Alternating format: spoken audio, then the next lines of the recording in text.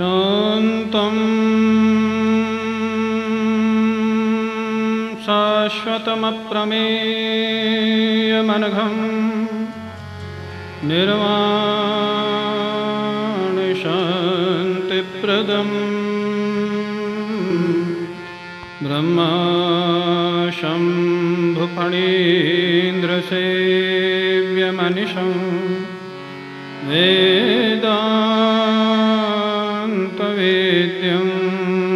विभुं रामाख्यं जगदीश्वरं सुरगुरुं मायामनुष्यं हरिं वन्देऽहं करुणाकरं रघुवरं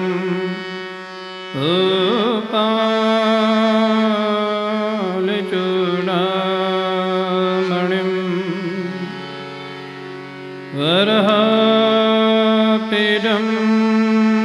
नटवरवपुः कर्णयोः कर्णिकारं बिभ्रतवासः कनककपिशं वैजयन्तीं च मालां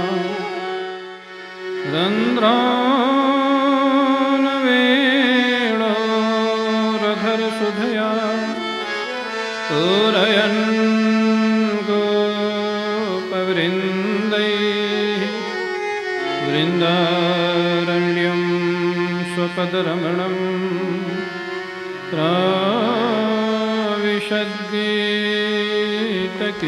प्राविशद्गीतकीरुतिः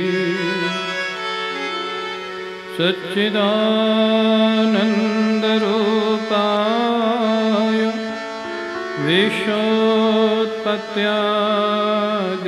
विश्वोत्पत्त्यादिहेतवे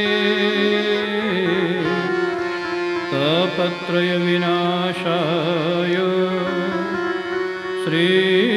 श्रीकृष्णाय वयं नुमः। यं प्रव्रजन्तमनुपेतमपेतकृत्यं द्वैपायनो विरहकातर्या जुहाव पुत्रेति तन्मयतया तरवोऽभिनेदुः तं सर्वभूतहृदयं मुनिमानतोऽस्मि।